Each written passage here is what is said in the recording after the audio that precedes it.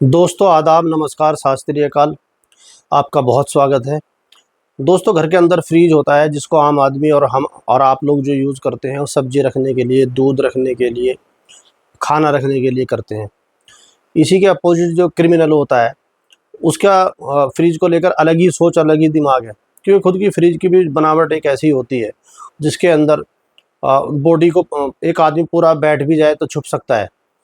तो अभी पीछे श्रद्धा के केस में एक साहिल का केस आया था और एक और केस आया था। 3 केस फ्रिज के आ चुके हैं। किस तरीके से श्रद्धा के केस में आफताब ने बॉडी को पहले श्रद्धा को की जान ली, उसके बाद श्रद्धा को फिर बाथरूम में ले जाकर उसके टुकड़े किए और फिर मार्केट गया और वहाँ से पॉली बैग लाया और सारे पार्ट्स उन पॉली बैगों में अलग अलग रखे और वो फिर फ्रिज में अपने आसानी के साथ उसने लगा दिए। अब वो किसी भी तरीके से दिन में 1 बार निकलता, 2 बार निकलता तो 1 पैकेट निकलता।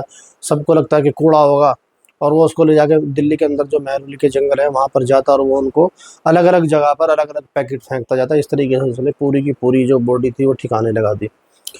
दोस्तों, जो भी कोई भी क्राइम करता है, चाहे उसने प्लानिंग के साथ किया हो या उसने गुस्से में मर्डर किया हो, तो उसके बाद जो उसका पहला स्टेप होता है और उसकी जो पहली प्रॉब्लम और जो उसकी पहली परेशानी होती है वो यही होती है कि अब इसका लाश का क्या किया जाए। क्योंकि उसके एक टाइम की लिमिट होती है। क्योंकि अगर वो लाश को 1 दिन रखेगा, 2 दिन रखेगा तो जाहिर सी बात है उसके अंदर बदबू आने लगेगी, एक सड़न उसके अंदर पैदा हो जाएगी जो पड़ोसियों तक जाएगी और पड़ोसी आप पूछने आ भी सकते हैं और पुलिस को भी फ़ोन कर सकते हैं और जिससे पुलिस आकर उसको चेक कर सकती है और वो पकड़ा जा सकता है। तो अब कोई भी क्राइम करने के बाद में, हत्या करने के बाद में उसको उस टाइम वो घबराया हुआ होता है, सोचता है कि अब थोड़ा उसको टाइम मिल जाए सोचने का। तो उसकी नज़र वही फ्रिज पर पड़ती है और फ्रिज उसको जो है एक बहुत अच्छी चीज़ नज़र आती है। तो वो उसको बॉडी को जिस तरीके से आफताब ने किया है, श्रद्धा केस में एक साहिल केस हुआ है, बॉडी को लेकर जाते हैं और जाने के बाद में उसको बाथरूम में उसके टुकड़े करते हैं, फिर पॉली बैग लाते हैं, उसमें पैक करके और फ्रिज में उसको लगा देते हैं। अब उनके पास टाइम की कोई दिक्कत नहीं है। अब वो उसको 1 महीने में फेंक सकते हैं, 2 महीने में फेंक सकते हैं, 8 दिन में फेंक सकते हैं। और इस तरीके से अगर वो उसको सूटकेस में रख कर लेकर जाते हैं तो भी कोई पूछ सकता है इतना भारी सूटकेस है, या कोई जो गाड़ी में जा रहे हैं तो वहाँ ड्राइवर भी पूछ सकता है, पड़ोसी भी जीने पे उतारने में भी दिक्कत हो सकती है। तो सबसे आसान जो इनका लग रहा है क्रिमिनलों को, वो फ्रिज ही लग रहा है। क्योंकि वहाँ पार्ट्स में तो ना तो वज़न की दिक्कत है, ना ही कोई पूछेगा और ना ही कोई टाइम की लिमिट है। यही चीज़ 3 हमारे देश में जो ऐसे क्राइम सामने आ चुके हैं। ऐसा ही एक चौथी घटना घटी है गुवाहाटी में। गुवाहाटी में एक महिला है जिनका नाम है शंकरी देवी। काफ़ी अच्छे खासा उनका कारोबार है। उनके पास 5 मकान हैं जिनमें उन्होंने 4 को किराए पे उठाया हुआ है और 1 में वो खुद रहती हैं। और उनका जो शंकरी देवी जी का भाई है वो उनका पूरा काम देखता है, उनका किराया वसूलना, उन दुकानों का जो उसके अंदर फ्लैट्स वगैरह हैं उनका किराया वसूलना, और जो उन्होंने इंटरेस्ट पे पैसा दिया है, जो भी उनके छोटे-मोटे कारोबार हैं, सारा जो अकाउंट्स है उनके छोटे भाई देखते हैं। और शंकरी देवी जी का इकलौता बेटा है जिसका नाम है अमर ज्योति। तो सब कुछ ठीक-ठाक चल रहा है। अमर ज्योति जी की शादी होती है करीब 10 साल पहले एक वंदना नाम की महिला से। तो शंकरी देवी जी शादी कर लाते हैं। तो अब शंकरी देवी जी अलग रहती हैं और अमर ज्योति और उनकी वाइफ वंदना, वो पति पत्नी एक अलग रहते हैं। लाइफ अच्छी खासी कट रही है, किसी तरह की कोई प्रॉब्लम नहीं है। इसी बीच एक दिन वंदना पुलिस स्टेशन पहुंचती है और वहां पर जाकर एक एफआईआर लिखाती है। वो बताती है कि उसके पति और उसके सास नहीं मिल रहे हैं, वो कहीं गायब हैं। उसने काफ़ी उनका इंतज़ार किया है लेकिन ना इनका फ़ोन लग रहा है और ना ही वो मिल रहे हैं।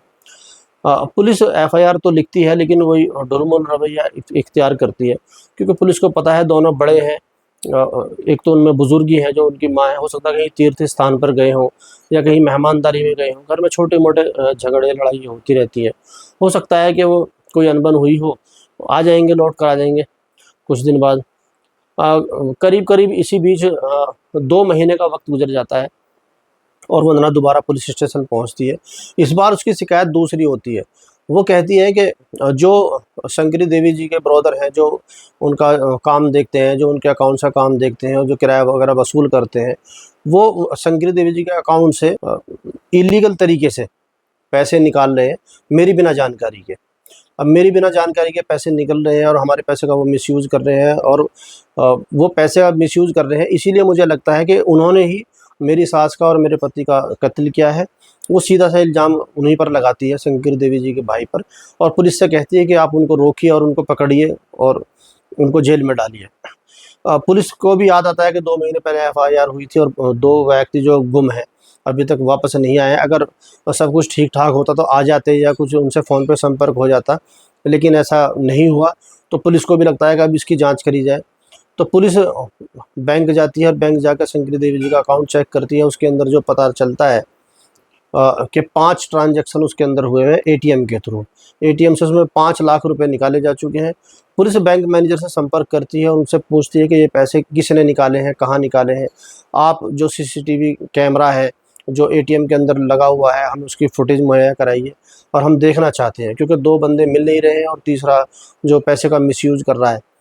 तो मैनेजर जो उनको सीसीटीवी फुटेज मुहैया कराता है, उसमें वो देखते हैं, तो उसके अंदर एक नई चीज़ सामने आती है कि जो भी ट्रांजैक्शन थी वो सारी वंदना ने की है।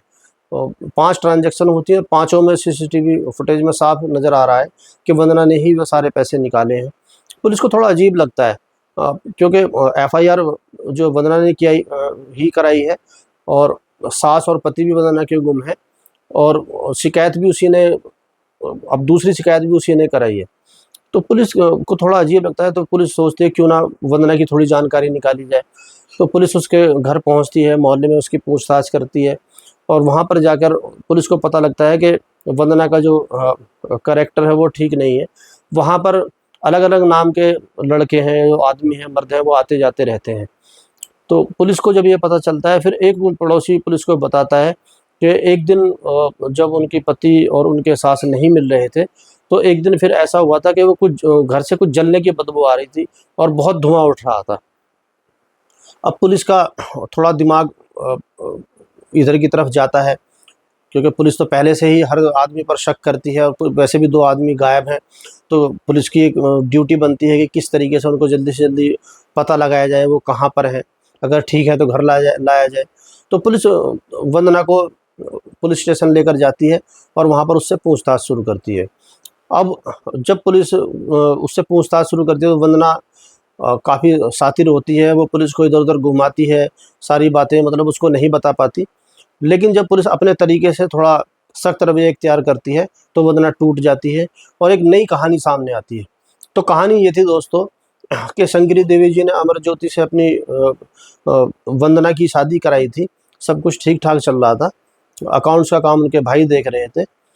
लेकिन क्या होता है कि अमरज्योति बार-बार बाहर जाता रहता है। उसका एक अलग तरह का बिज़नेस होता है, जिसमें वो कई-कई दिन बाहर जाता है और कई-कई दिन में अंदर आता है। तो अब एक दिन उसको वो पड़ोसी बताते हैं कि आपके घर में अलग-अलग मर्दों का आना-जाना है। जब आप चले जाते हैं तो यहाँ कभी कोई एक अरूप नाम का बंदा आता है और एक धनजीर डेका के नाम से बंदा है, वो आता रहता है। तो उसको थोड़ा अजीब लगता है, वो वंदना से बात करता है, कहता है कि देखो ये चीज़ें ठीक नहीं है, जो भी हुआ है उसको आप छोड़ दो, और इससे कि हमारी बेइज्जती हो रही है, अच्छा खासा हमारा कारोबार है, अच्छा खासा हमारा किराया आ रहा है, इन चीज़ों को करने से कुछ नहीं रखा हुआ है। लेकिन वंदना मानती नहीं है। बार-बार समझाने के बाद भी वंदना अब वहाँ से टस से मस नहीं होती है, जिससे अमरज्योति को बहुत गुस्सा आता है, और वो उससे कहता है कि अगर आप यही चालू रखोगी, तो फिर क्यों ना हम एक-दूसरे से डिवोर्स ले लें। जो आपको करना है आप करिए, जो मुझे करना है मैं करूँ। आप अब हम डिवोर्स ले लेते हैं। अब डिवोर्स का नाम सुनकर थोड़ा वंदना सक-पका जाती है, और वो जो उसके बॉयफ्रेंड अरूप और ये धनजीर डेका होते हैं, उनसे बात करती है कि अगर मैंने अमरज्योति से डिवोर्स ले लिया, तो जो इतनी बड़ी प्रॉपर्टी है, इतनी मोटी रकम है, जो किराए के नाम से मेरे पास आती है, जो ऐशो-आराम है, सब छिन जाएँगे। तो मुझे उससे डिवोर्स भी नहीं लेना है, और मुझे वो प्रॉपर्टी भी चाहिए। तो तीनों बैठकर एक साजिश बुनते हैं कि क्यों ना कुछ ऐसा किया जाए जिससे ये अमरज्योति भी रास्ते से हट जाए और प्रॉपर्टी भी सारी की सारी वंदना के नाम ही रहे। तो इसी बीच जो श्रद्धा और आफ़ताब की जो सोशल मीडिया पर काफ़ी चल रहा था और न्यूज़ पर आ रहा था कि उसने किस तरीके से एक लड़की को, श्रद्धा जिसका नाम था, उसको मारा और फिर उसके टुकड़े किए और फिर उसको फ्रिज में रखा, और फिर उसको धीरे-धीरे उसने पार्ट वाइज़ जो है जंगल में ठिकाने लगा दिया। तो जो अरूप था और जो धनजीर डेका था, इन लोगों ने फाइनल किया, क्योंकि हम भी बिल्कुल वही करेंगे। इससे क्या होगा, किसी को शक भी नहीं होगा, और धीरे धीरे हम उनके पार्ट्स, वहाँ पर मेघालय का काफ़ी घना जंगल है जहाँ पर काफ़ी जंगली जानवर रहते हैं। तो अब उनका पहला स्टेप होता है कि जब तक अमरज्योति वापस नहीं आता तब तक उसकी माँ को ख़त्म कर देते हैं। ये पूरी प्लानिंग करने के बाद वो हथियार लेकर, जो चाकू छुरी होती है उनको लेकर अपनी सास के पास उन दोनों को लेकर जाती है, और वहाँ पर जाकर उस अपनी सास का गला दबाकर हत्या कर देते हैं। और उसके बाद फिर उनके टुकड़े करते हैं तो शंकरी देवी जी के, और उन्हीं के फ्रीज में उनको रख देते हैं और घर में ताला लगाकर अपने घर आ जाते हैं। अब उनको इंतज़ार होता है कि किस तरीके से अमरज्योति वापस आए, और अमरज्योति का साथ भी हम वही करें, क्योंकि शंकरी देवी की बॉडी उन्होंने एक फ्रीज में रख दी थी, तो वहाँ बदबू की या किसी और की प्रॉब्लम उनको थी नहीं। 2 दिन हो, 4 दिन हो, 8 दिन हो, महीना भी हो, तब भी कोई दिक्कत नहीं है। तो बड़े बेफिक्री के साथ वो अपना रोज़मर्रा का अपना काम करते रहते हैं, अमरज्योति का इंतज़ार करते रहते हैं। आखिर एक दिन अमरज्योति अपने घर आ जाता है, वो काफ़ी थका हुआ होता है, और जो उसकी पत्नी होती है वंदना, उसको खाना देती है, और उसी खाने में वो कोई ऐसी नशे की चीज़ मिला देती है जिससे वो बेहोश हो जाए। अमरज्योति आता है, प्यार से खाना खाता है और अपना सो जाता है, क्योंकि उसमें एक तो थका हुआ था, दूसरा फिर पहले भी उसमें नशे की गोली मिला चुकी थी वो। अब जैसे ही वो सो जाता है तो वंदना फ़ोन करती है धनजीर डेका और अरूप को। वे दोनों आते हैं, और आने के बाद वो दोनों उसके हाथ पैर पकड़ते हैं, और वंदना उसका गला घोंट देती है। इस तरीके से अब दूसरी हत्या हो जाती है। उसके साथ भी वो सेम टू सेम वही चीज़ करते हैं जो उन्होंने अपनी साथ के साथ किया था। अब उसको फ्रिज में रखा हुआ है, और उसको भी बाथरूम में ले जाकर काट के पॉली बैग में डाल के उन्होंने फ्रिज में रख दिया है।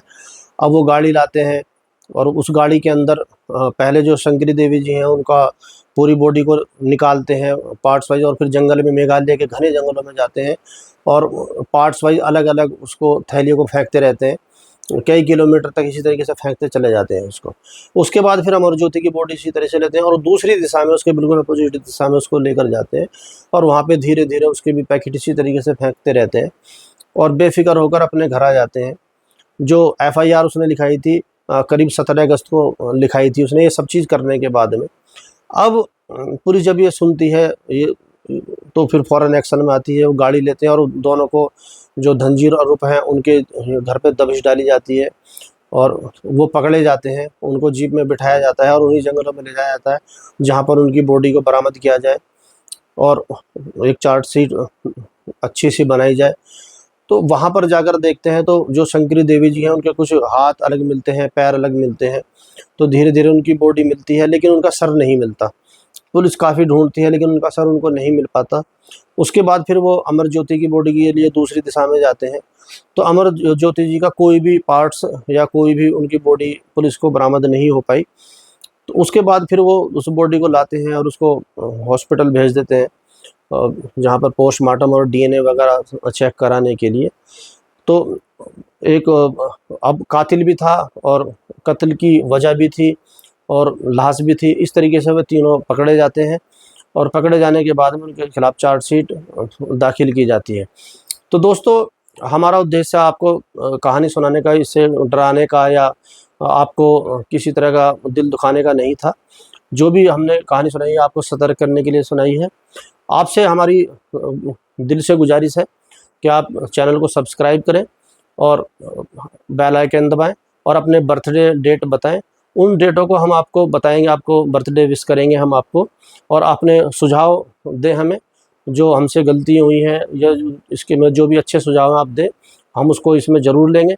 बाकी हम और हमारी टीम दिल से यही चाहेगी आप इसको सब्सक्राइब करें, और अपने दोस्तों से जितनी ज़्यादा तादाद में कराएं उतनी ज़्यादा खुशी होगी।